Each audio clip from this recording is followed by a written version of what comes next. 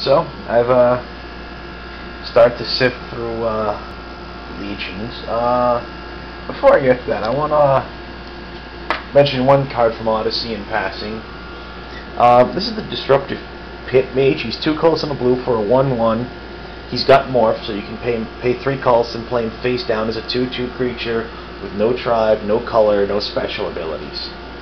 You can pay blue to morph him to turn him face up.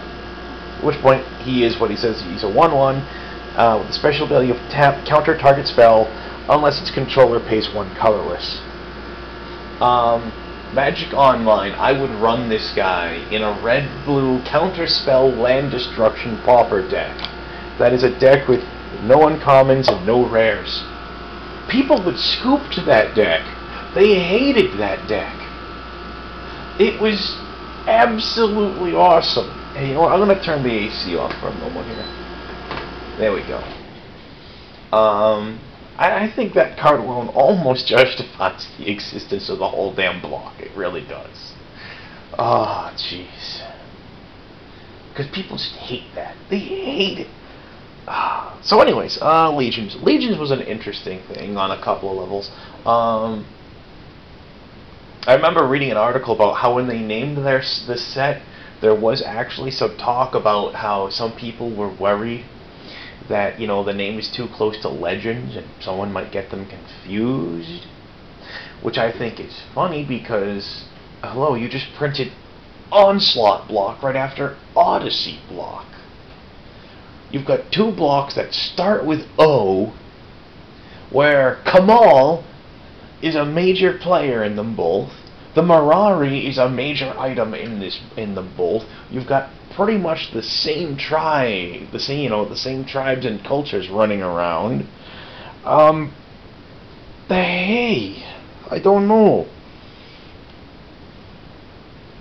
I don't understand it. Why get your butt and nod over, the name Legions when you've got 2 blocks that, granted, mechanically they're rather different, but you've got 2 blocks right in a row where you've got crazy stuff going on, okay?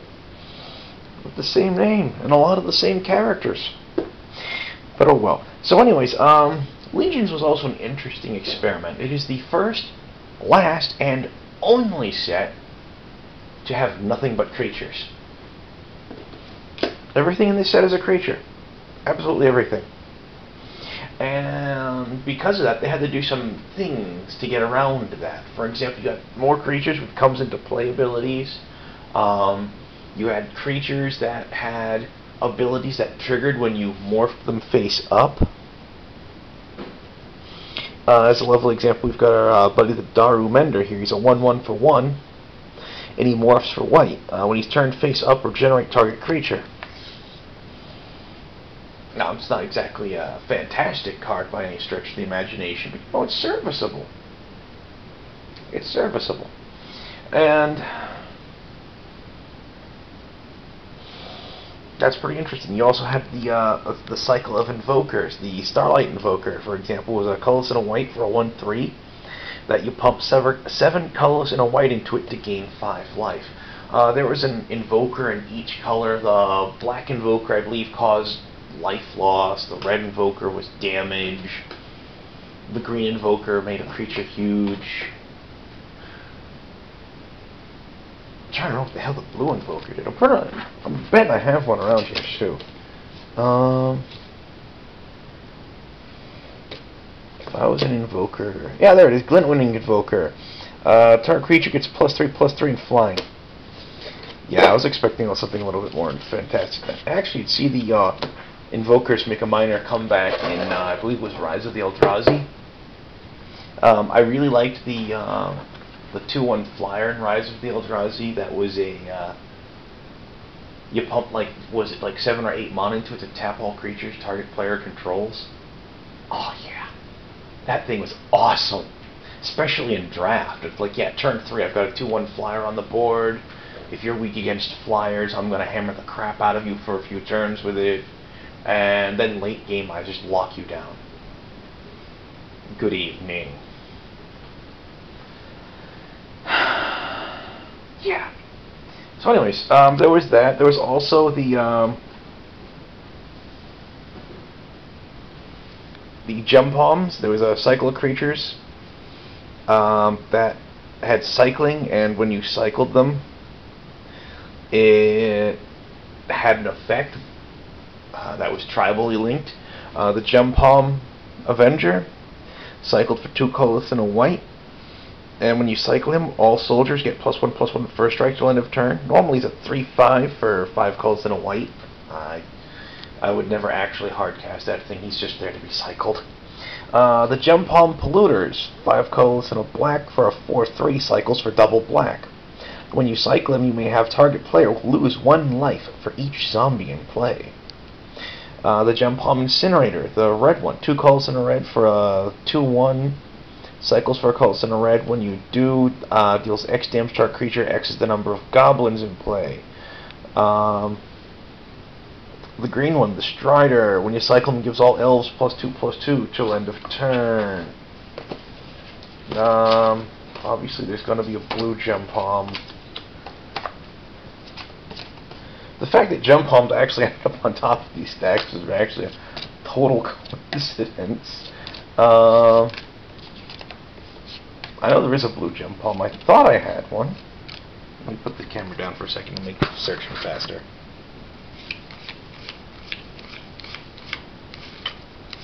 Hello? Hello?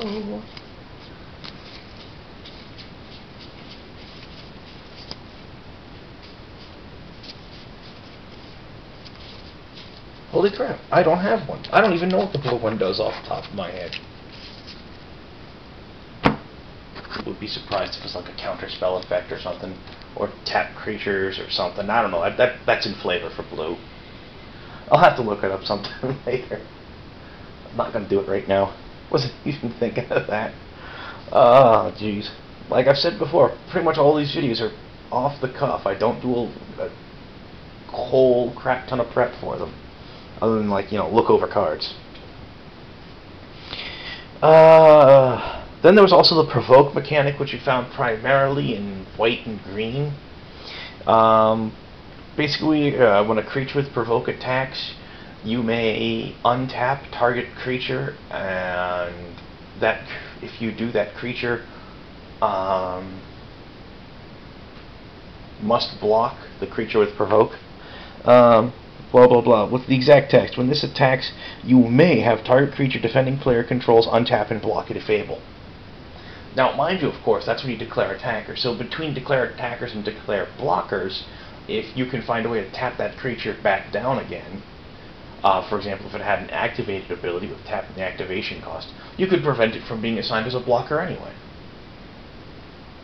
But, yeah. It is what it is. Another thing that we saw, first time since Tempest. That's right, we went through Invasion. Went through, what did we go through? Holy crap, we went through Urza's. All of Urza's block. We went through all of Mask's block. Invasion, Odyssey, and now smack dab in the middle of Onslaught, almost 4.5 blocks later. Slivers come back. Yep. Slivers are a fun tribe. You know, they give each other bonuses and special abilities and junk. Some people say Slivers are tribal for dummies.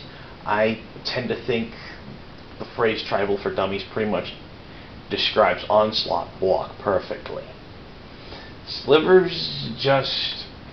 they're fun. I mean, I'm sorry, you know, I'm not going to rag on someone if they're playing a Sliver deck. I have a Sliver deck. I've heard so many people, a lot of people sit there and go like, oh, well, Slivers for noobs and scrubs and blah, blah, blah, blah, blah, blah, blah, and it's just like, dude, you can make a damn good Sliver deck real easy. It's not particularly hard to do. I mean, you can go 2 or 3 colors with Slivers and just rip things apart, if you put it together right. I've seen Sliver-based control decks at times be tier 2 tournament decks. You know, not top cut, but they've top 8'd a couple of times in the past. It's interesting. It was nice to see Slivers back. Just wish it hadn't been an Onslaught block, 'cause it was a horrible block. In fact, I don't think I used any of the Onslaught era Slivers in my Sliver deck. All the Slivers in there are either Invasion block, brain fart, either Time Spiral block or Tempest block. And that's it. You don't have, there are no other Slivers in there than those, because the Odyssey block Slivers, one of the things that they learned about Slivers back in Tempest block is that since so many of them were really low costed, you could make a really, really nasty weenie deck out of them. And so they made it a point to make even halfway decent Slivers relatively high costed. And well, I didn't particularly agree with that idea, but hey, you know, they did what they did, live and learn, etc., etc. So, you know, for a set with only creatures in it, I have to admit they did a relatively good job with it. Especially considering it was in the middle of a block where you had a massive tribal theme going on. And would I like to see another set with nothing but creatures? No, I wouldn't. You couldn't. Wizards did that again, I would be upset with them. I wouldn't quit the game. I mean, you know, don't think I have ever rage quit, you know, an entire genre of gaming or anything like that. I mean, I got pissed and walked out of a game of Mage once. It was a White Wolf based RPG, but you know, that's pretty much the extent of it. The only time I've got, you know, I've done something like that I can recall. But no, really, it's, I don't know. It is what it is. Eh? Trying to straighten up, smooth up a pile, and it's kind of fumbled a little bit. But yeah, I wouldn't rage quit over something like that. I mean, even the removal of the Eradon Winter Orb, as much as that peeved me off, I haven't rage quit the game over it. If I did, that'd be kind of something else. I'll say this though, you know, organizing all my card collection like this, if I would choose to rage quit the game, this would certainly make selling off the good stuff easier. Oh dear God, my playset of Force of Will alone I could probably get like 300 for easily enough. Well, maybe not easily, but I could probably do it. Sad part is if I sold off the entirety of my card collection, I seriously doubt I'd get much more than a month's worth of rent for it. You know, a few $100s. I don't really think I'd get like a crap ton of money for it, because, you know, especially if I was trying to sell to a dealer, because dealers are, you know, dealers will at best usually give you like half list price for them. So I'd be lucky to get 50 for those Force of Wills. Though if I was selling them to other players, totally different story, you know. But none of my stuff's for sale. Speaking of which, one of the videos I posted online that I didn't link on the message boards on Wizards, during one of the days when I took off from sorting, I promised Magic content for my subscribers. I put up like 3 videos talking about some of my favorite Magic decks, one of which I don't think has gotten any views yet either, sadly enough. But my Sliver deck apparently got a few views, and I got a random offer for my Slivers. Guy offered me like, I want to say it was 40 odd bucks, something like that, I don't recall. And I'm like, no, I'm sorry, they're not for sale. I don't sell cards very often. On those rare occasions when I do, I try to cut people at least a little bit of a deal. But on the other hand, I don't want to rip myself off either, you know. But I try to be fair. I don't always succeed, but I try. Oh well. Call this video a wrap. I'll finish getting this sorted and piled away sometime tonight. And tomorrow's Thursday. Thursday. So tomorrow we should be looking at Scourge, and then that'll finish Onslaught block. At which point I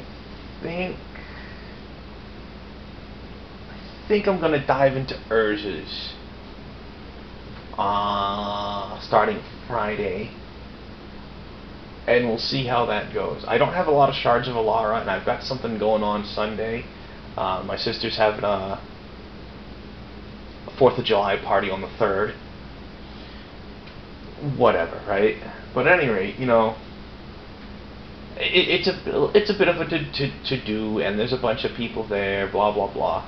So it's just like, yeah, I'll show up for that. But,